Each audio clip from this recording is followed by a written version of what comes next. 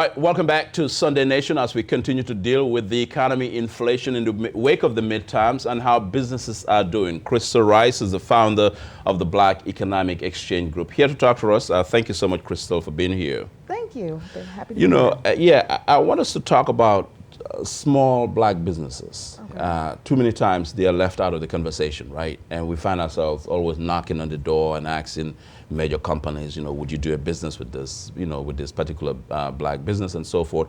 But to begin with, let's talk about how the businesses that you work with, that you represent, how are they dealing with this inflation right now as we speak, when prices are going up so much? Well, in the food industry, it's right. a lot harder to compete. Some businesses are really struggling right now, especially with the price of such as shrimp. Right. Shrimp done went up quadruple, crab legs done went up quadruple, and they have to pass it on to the consumer, but then the consumer don't want to pay that amount. Right. So they're really struggling, and there needs to be some kind of relief for that for the businesses. And the kinds of businesses that you represent and work with, because I know you've been trying to promote them, bring attention to them and so forth. What do you think we need to know about these businesses? I mean, how diverse are these businesses that you work with and promote? The reason for the diversity of the businesses, I deal with retail, food, and then the small mom and pops, because they're trying out their businesses. And I mean, they're important. Yeah, they're very important, because even when they're doing the little pop-up shops, they're testing their market to see if it's really working, especially after what we went through during the pandemic. Yeah, the COVID. The COVID. So they're trying to test the waters, and some of the existing businesses are struggling right now. They're not getting. I mean, in the beginning they got a little funding, but they're not getting as much as they need, and they need to be. We try to do what New Era Detroit used to do with the flooding of the different types of businesses. So they need more assistance, and we need more people to come out. We need to bring more marketing for the businesses, because they struggle. That's the main thing with black businesses. They build a storefront, and they expect people to let them know they're there. They don't want to market. They don't want to do the commercials or anything required. But we need to, and that's where I come in. I bring a light to it on social media and on my website of various businesses that they have. So they're lacking the marketing, and they're also lacking the funding and getting the loans, because the loans it could be based on the the owner's credit rating. If their credit rating is good, their interest rate goes up, of course, because it's a loan, and they have to pass that to the consumer, and the consumer is thinking of the Walmart standard. You're not as you're competing with Walmart, but your prices is not showing. So it's like kind of for the small black-owned mom and pop business, they're kind of losing right now. And then the prices and the gas to transport that, everything is going up. Everything is a factor. So when you see everything going up, such as gas, it affects all businesses, black businesses as well. No, it's interesting just listening to you laid it out, because I feel like sometimes perhaps we underestimate the significance of these businesses that are in our neighborhoods, and people tend to focus on big business and so forth, but I mean, these are the businesses that keep our communities going, right? Exactly. They power the community. They're not only in your community, they're hiring in your community. Exactly. And they're giving back to the community, because most of the stores, they have relationships with local schools or organizations in their community where they give back. So it's just not just having that business. They're employing, they're building, and they can also be a voice in the community when you go into politics as well. That is true. That is very true. Advocacy and all of that. But I want to start, let's talk about the PPP loans, though, because that's a good point, because I mean, not every black business got a PPP loan, during PPE loan, so I'm not got a loan for the pandemic. Talk about that, though. What that would have meant if, in fact, all of these businesses that you represent, that you work with, if they had gotten loans at some point, because they do hire people, right? Yes. What would it have meant for their business? It would have meant a lot, and some of them didn't get it till too late. It was too late at that point. They were struggling. Is it because of the paperwork? Yeah, the paperwork, because it takes a while. Sometimes some people were struggling with the paperwork for a month, and then they had another loan called the EIDL, and that was based on a credit rating, and that was mostly sometimes for the restaurants, most of the restaurants, and it was based on their credit rating. So if your credit wasn't good, you don't get the loan. But the paperwork I know people that were applying for the PPP loan that they found out about it late, and by the time they applied with it, and maybe 3 weeks later, they didn't get it. It could have saved a lot of businesses. But a thing that I noticed during the pandemic was you look into the other communities, such as the Arabic community. They, long before there was a PPP loan, they had funding for them. You know, they had a big advertisement. If you have a business in Dearborn, you know, we're here to help you. We got funding for you. And then months later, that's when the president came out with the PPP loan. But they had already fueled that. We need to have more of that. We had some of it, like Tech Town. Tommy Walker had helped with the assistance of that. But a lot of it, we got to get. But I mean, Tech Town is not open to. It's open to everybody. Right. So it's not like it's tailor made to support black business. Exactly. That's the distinction. Yes, and they're trying to get better with that, to get more into the black business. Somewhat they doing it, but not so much. But Tommy Walker had fueled some of that funding into the black business. I don't know if a lot of people knew that, but they didn't. It's the knowing, they didn't get the word out, and that's what, you know, as a business owner, we have to keep our ear to the market of what help is out there for you. Right. Yeah.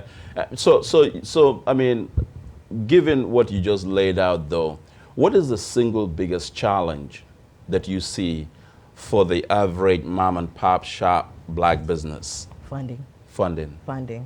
That is the major factor, and sadly, most of our people in our community, their credit rating is not up to par. And when you're getting that against, they deny you based on that, not on the business that you're doing or even the volume that you're doing at that rate. So that's the biggest thing that, to me, is the funding that I hear. I'm trying to get funding and I can't get it. And it doesn't matter how much of a genius your business plan is, how great your idea is. Yeah, it doesn't. They look at that and they say, well, you have a great business plan, you know, and everything, but your credit isn't, you know, we need to work on that credit. And in the meantime, they're suffering. You know, I might have an existing business that I need this push to get through the pandemic, and I don't get it. And they fold. Half of the businesses folded. It was, you know, a lot of business that I know I've called up for events and the different things, and they're no longer in existence.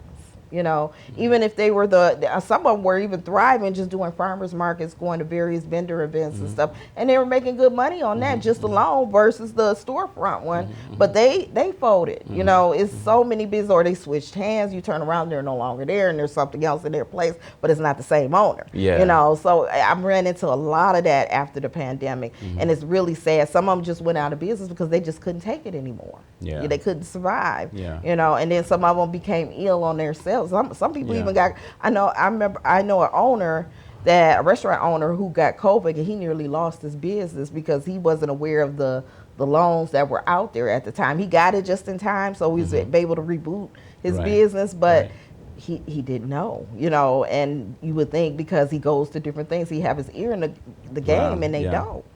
So that's a significant issue. Absolutely. And then now you're dealing with inflation, right? So you move from the pandemic, which has, you know, created so many challenges for small black businesses, and now you're dealing with inflation. That's a double whammy, right? I mean, it's almost a double jeopardy. Yes, it is. It is very much of a challenge, especially in the food industry, and even so much of you going to get your products shipped there. Everything went up. You know, and that's pushing more on the consumer. And they got to learn how to bounce back or pivot through it. And there need to be more opportunities for the small black business. It's mostly for the big business. They got millions of dollars. Of course. And our businesses are our black businesses are left behind, and we need a force where we can get more funding for those communities. So then, I mean, I think one way to also talk about that is in the context of political support, right? I mean, the midterm is over. Here in Michigan, Democrats are now in charge of the legislature in Lansing. We have a Democratic governor, a Democratic attorney general, secretary of state. We have a Democratic legislature. So they're basically in charge of things. I mean, what would you like to see in terms of support for small black businesses in the state? I'm definitely looking for more funding for the business. I did meet the governor at some of her outings, and I wanted to talk about black businesses. Did you talk to her? Yes, I wanted. It was just a quick snippet talk. Right. And I wanted to talk further about more black businesses Support, and funding. yeah. And even just like we got so many buildings that some of these businesses could buy. You know, we need to get some tax breaks for these businesses because the inflation needs to reflect that. You know, we need help. Right. Well, I mean, I think that's something that, you know, very few people would oppose. If you're giving a tax break to a small business owner to start a business, is better than giving billions of dollars of tax breaks to somebody, you know, a billionaire who probably don't need the tax breaks. And, you know, so do you plan to talk to the governor? You said you talked about the campaign trail. Yes, now that she's in office and, you know, she got some things to work on. We're going to say that. But, but most important, we need help with the black businesses. We need more funding for the black business. We need breaks. We need grants. We need different things to promote the economy, to boost their economy in our communities. And how important is that, though? Because I feel like sometimes politicians throw the name around. Oh, you know, we're going to support black businesses. We'll support what Crystal is doing. But then they don't. I mean, how significant is it for the governor and the Michigan legislature to support funding, no matter how they're going to do it, you know, support funding for small black businesses in Detroit? It's very significant. You know, we make up most of the community. You know, the Avenue of Fashion, not just the Avenue of Fashion. We have different other community bases that we have these small businesses. Right. So if they fold, then what's going to be there? You know, we already getting the gentrification. We can't most black businesses aren't downtown because we can't afford to be down there because the rent is so high. It's very expensive. Right. So what can you do? Well, I mean, which is the other side too. We've not talked about. Just you got the gentrification going on, so you can't, if you don't have the funding sources to be able to compete with those businesses downtown. Yeah, because I know a business that was down in the Wayne State area. They were there for 20 years. Their lease was $800. It went 3 times that amount. Wow. And they ended up closing shop because they could no longer afford it. They didn't relocate. They just ended up closing shop, just similar to every story, you know. So they just bit the dust. And they were there for 20 years. And they just shut it down because it wasn't worth they wasn't willing to fight because they've been there so long, you know. And it's a sad case of many businesses that, you know, I know certain places around the Avenue of Fashion, 1,500 square feet can go $4,000. A small business, mom and pop cannot afford that overhead.